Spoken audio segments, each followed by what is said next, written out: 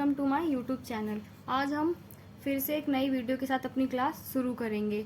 तो आज हम हिस्ट्री का यूनिट 4 चैप्टर के बारे में पढ़ेंगे। तो यूनिट 4 में हम 3 वंश के बारे में पढ़ेंगे, वर्धन, पल्लव और चालुक्य। इन तीनों वंशों के बारे में हम इस वीडियो में आज पढ़ेंगे। तो हम पहले पल्लव वंश के बारे में पढ़ेंगे। तो पल्लव वंश में जो संस्थापक जो राजा था सिंह विष्णु थे और इसकी राजधानी कांची मतलब तमिलनाडु थी और इसकी राजभाषा संस्कृत थी। मतलब पल्लव वंश में राजा सिंह विष्णु और इसकी जो राजधानी तमिलनाडु और राजभाषा संस्कृत थी। तो पल्लव वंश में 4 प्रमुख राजा रहे हैं। मतलब और भी राजा थे इसमें, लेकिन जो प्रमुख राजा थे मतलब 4 ही थे। तो पहला सिंह विष्णु, दूसरा महेंद्र वर्मन, तीसरा नरसिंह वर्मन और चौथा नरसिंह वर्मन द्वितीय। तो सिंह विष्णु ये विष्णु भगवान को मानते थे। मतलब जो पल्लव वंश में जो राजा था सिंह विष्णु, ये विष्णु भगवान को मानते थे और उनकी पूजा उपासना करते थे। इनके दरबार में भारवी नामक लेखक था। मतलब इनके दरबार में भारवी नाम का लेखक था जिसने किरात जुर्नियाम की रचना की थी। इनके शासन में मामलपुर में वराह मंदिर का निर्माण हुआ। मतलब इनके शासन काल में मामलपुर में वराह मंदिर का निर्माण हुआ। अब हम पढ़ेंगे महेंद्र वर्मन प्रथम। हमने पहले राजा को पढ़ लिया, इसमें पल्लव वंश में पहले राजा के बारे में पढ़ा, सिंह विष्णु राजा था। अब हम महेंद्र वर्मन के बारे में पढ़ेंगे, महेंद्र वर्मन प्रथम।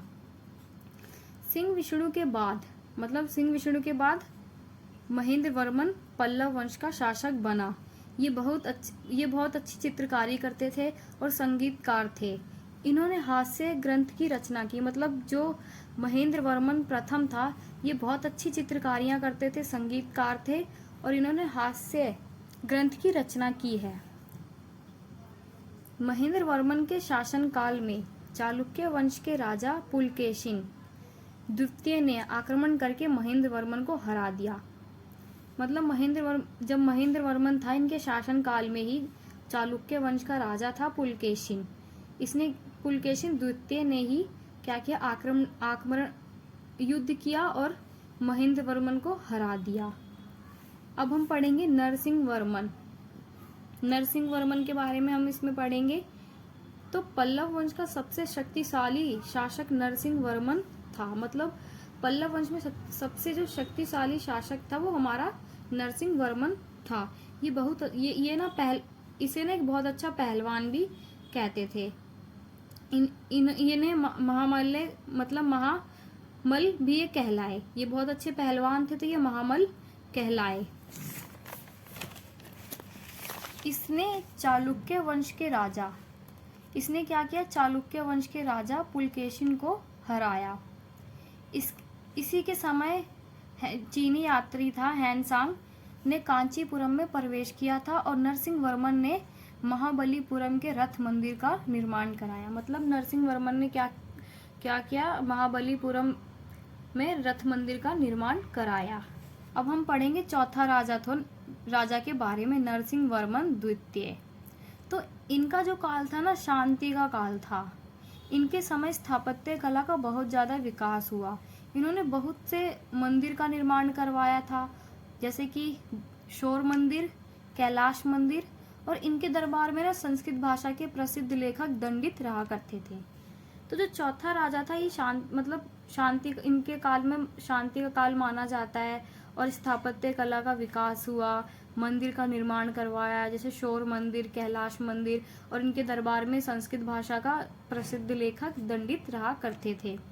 तो हमने यहाँ पे पल्लव वंश के बारे में पढ़ा कि पल्लव वंश में 4 राजा रहे हैं और उनके बारे में हमने पढ़ा कि उन्होंने क्या क्या अपने शासनकाल में किया।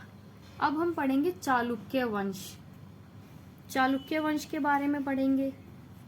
तो चालुक्य वंश में 3 क्षेत्र थे, वातापी के चालुक्य, वेंगी के चालुक्य, कल्याणी के चालुक्य।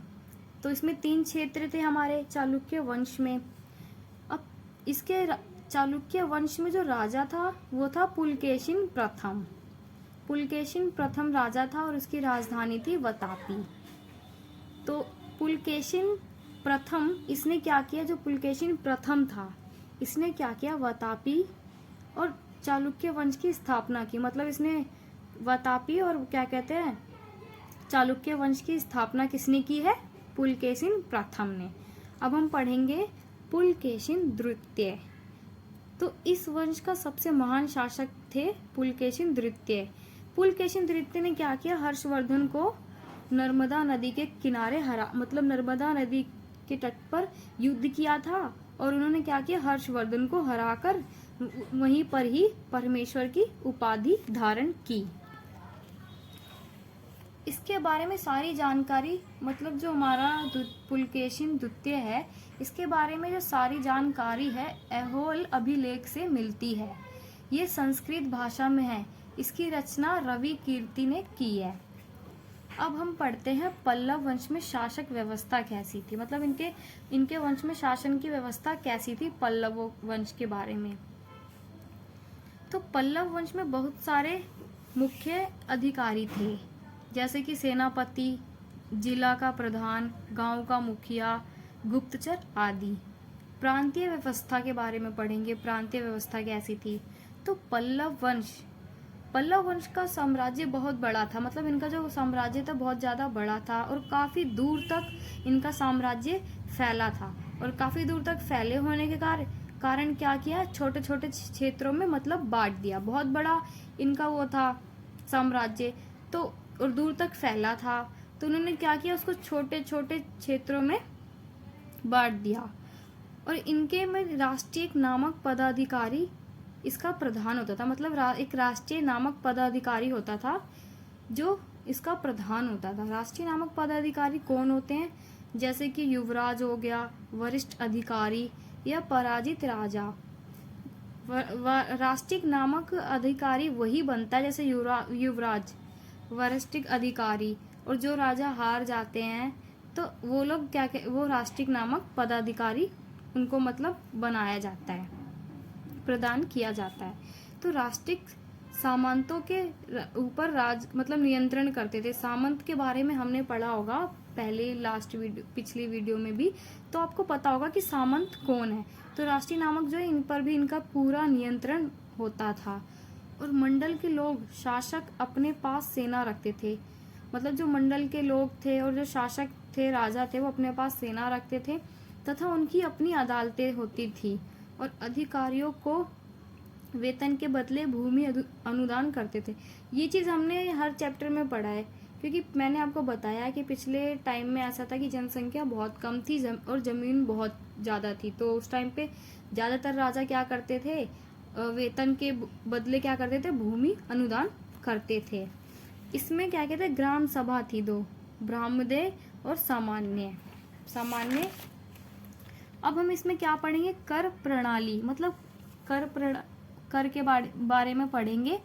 तो ग्रामों में ब्राह्मणों की आबादी अधिक होती थी, मतलब ब्राह्मण जो थे बहुत ज़्यादा थे, इसलिए उनसे क्या कर नहीं लिया जाता था। और ब्राह्मणों के अलावा मतलब जो अलग जाति के लोग रहते थे ना, उनसे क्या कहते हैं, उनसे कर लिया करते थे। और इसके अलावा कुछ स्थानीय कर भी लगते थे, इसकी वसूली ग्राम सभा द्वारा ही की जाती थी।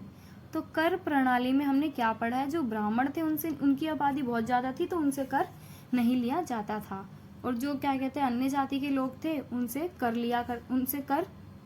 लिया जाता था, और इसकी वसूली कौन करता था, ग्राम सभा द्वारा की जाती थी। अब हम सेना के बारे में पढ़ लेंगे कि पल्लव वंश में सेना कैसी थी। तो शक्तिशाली सेना होती थी। पैदल अश्वरोही मतलब वही जो घोड़े वगैरह होते थे, घोड़े वगैरह ये सब, और हाथी होते थे। सेना में क्या क्या होती थी, पैदल, अश्वरोही तथा हाथी होते थे। और इनके पास नौसेना भी थी। नौसैनिक युद्ध के अलावा अन्य कार्य, मतलब जो इनके पास ना सेना भी थी।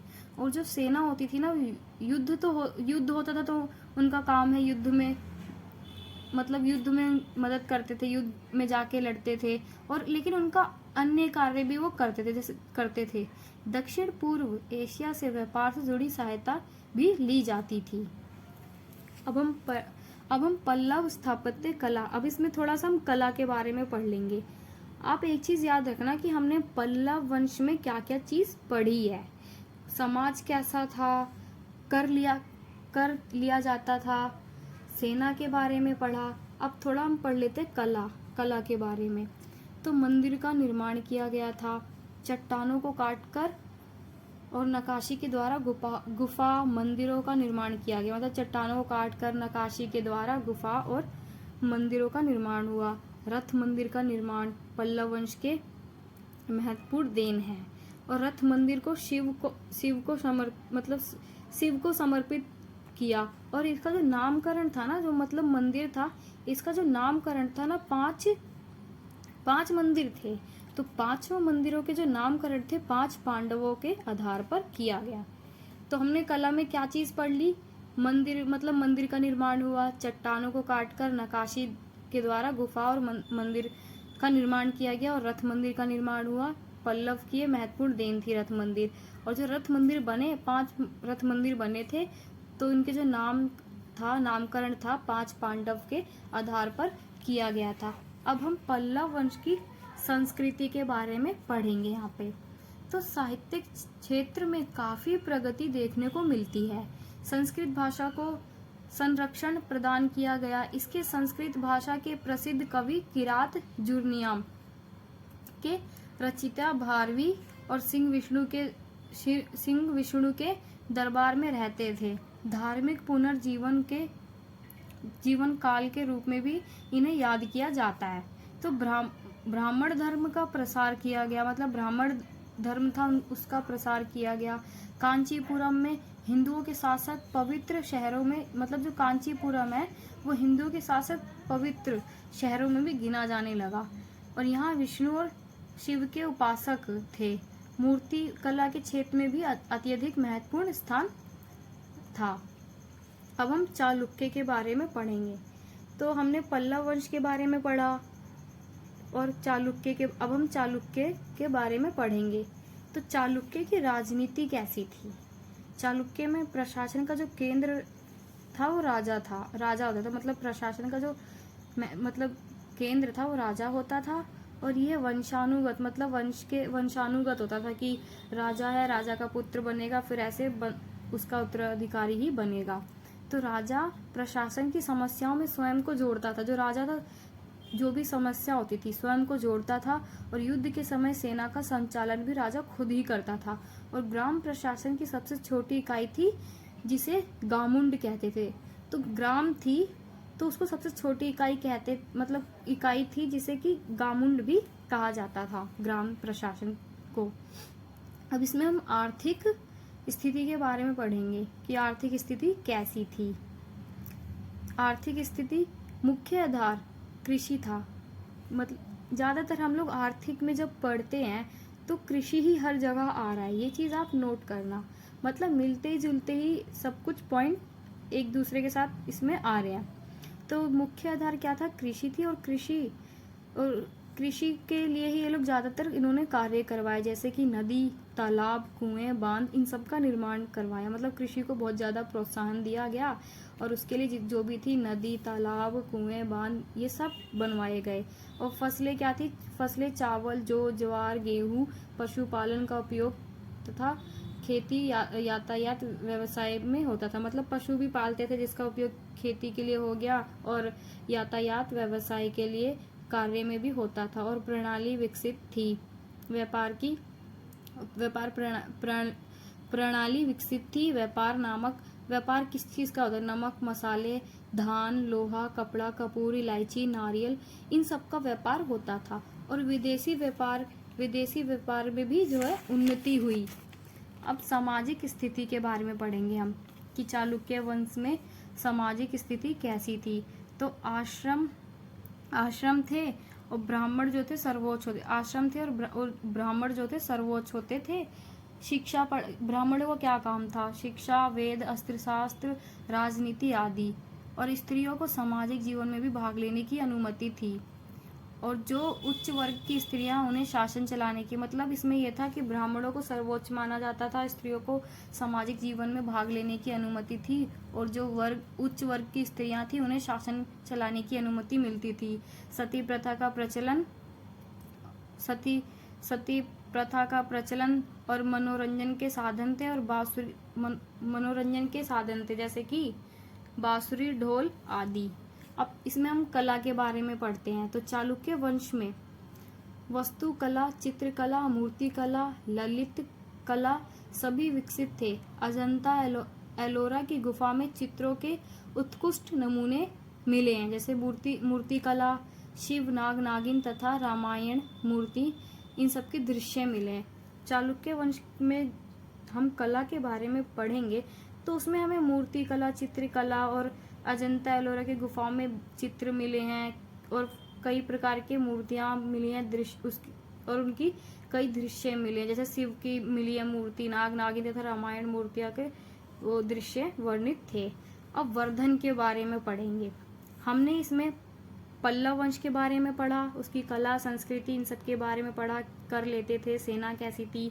और हमने इसमें पढ़ा चालुक्य वंश में सामाजिक स्थिति कैसी थी, कला कैसी थी। अब हम पढ़ेंगे वर्धन, तीसरा वंश हमारा वर्धन वंश। तो इसका जो संस्थापक था पुष्पभूति राजा था। संस्थापक इसका पुष्पभूति राजा था। राजधानी क्या थी? थानेश्वर।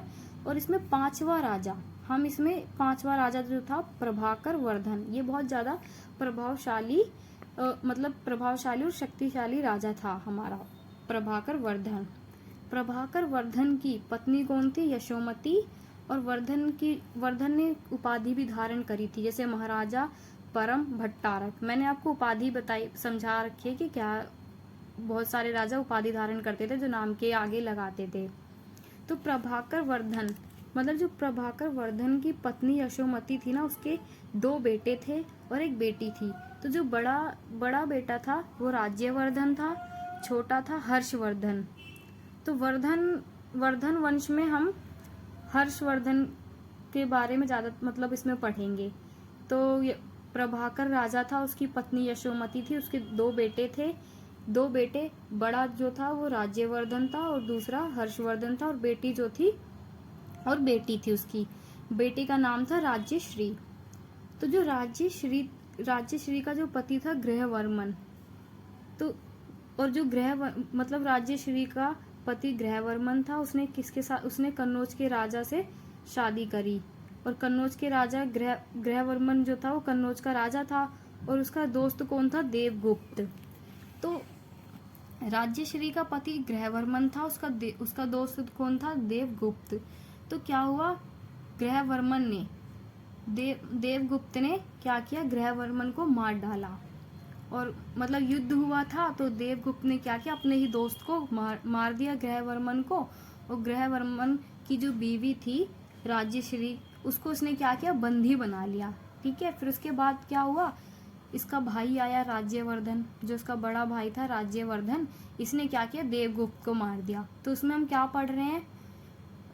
प्रभाकर राजा था, उसकी पत्नी यशोमती थी, उसकी बेटी की शादी कन्नौज के राजा गृहवर्मन के साथ हुई, और गृहवर्मन का दोस्त था देवगुप्त।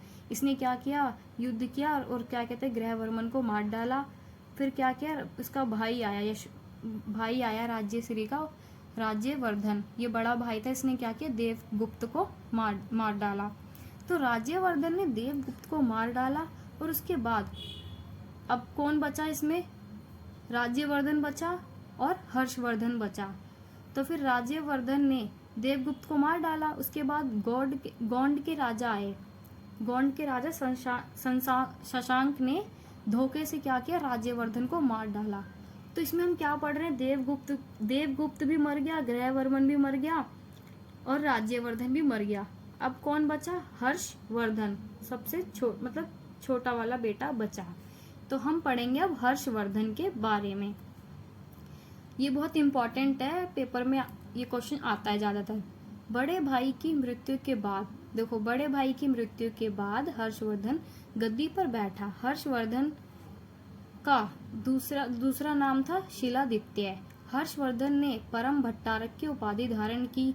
हर्षवर्धन ने शशांक को पराजित किया, मतलब राजा जो था शशांक राजा ने क्या किया? उसके भाई को मारा था, राज्यवर्धन को। तो हर्षवर्धन ने क्या किया? इसको पराजित किया। और कन्नौज को अपनी राजधानी बना ली। मतलब इसने क्या किया, इस राजा को हरा दिया शशांक को, और कन्नौज को अपनी राजधानी बना ली। हर्षवर्धन और चालुक्य वंश के राजा पुलकेशिन, मैंने ये अभी पहले पढ़ा हुआ था, बताया था आपको पुलकेशिन राजा के बारे में, आपने पढ़ा होगा।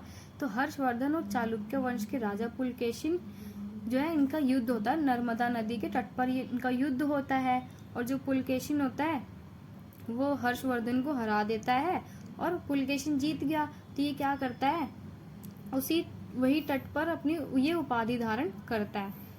अब इसमें हम उस टाइम पे जो चीनी यात्री आया हुआ था हैनसांग, तो उसने ये इस सब के बारे में बताया कि इसकी सामाजिक स्थिति के बारे में पढ़ेंगे। अनुलोम तथा प्रतिलोम विवाह, मतलब मैं अनुलोम प्रतिलोम कि अपनी जाति में ही विवाह होगा, दूसरी जाति में नहीं होगा, ये हो गया हमारा। लिख सकते हो, एक्सप्लेन। वर्ण व्यवस्था को मैंने आपको पहले ही पढ़ाया था, 4 वर्ण व्यवस्था थी, ब्राह्मण, शूद्र, वैश्य। ये ब्राह्मण, क्षत्रिय, वैश्य, शूद्र होते थे। चंडाल की स्थिति मैंने बताया, चंडाल थे गांव से बाहर रहते थे, और उनको क्या कहते हैं, तो गांव बाहर रहते थे, और जब वो गांव में अगर वो गांव के रास्ते से गुजरते थे, उनको कहते थे कि कोई था या कोई लकड़ी हुए आना है, ताकि जो है गांव के लोग उनको देखकर देखना, वो लोग उनको मानते थे। तो चंडाल की स्थिति के बारे में बता दें। स्थिति में हम इन सब के बारे में बताएंगे। महिलाओं की स्थिति के बारे में था, बाल विवाह था, और अंतरजातीय विवाह। अब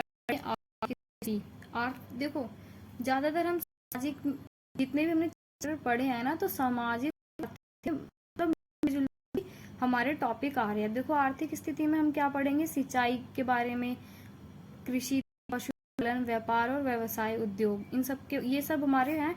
तो अगर पेपर में आए तो आप बना के लिख सकते हो बारे में। इलायची, इन सब के ये लोग करते थे, पशु वगैरह पालते थे, कृषि वृषि करते थे, इन सब के बारे में हम बताएंगे। अब हर्षवर्धन की उपलब्धियां के बारे में पढ़ेंगे।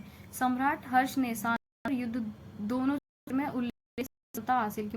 शांति में युद्ध दोनों ने क्या किया, अपनी सफलता को हासिल की। हर्षवर्धन शांति, एकता और अखंडता बदला।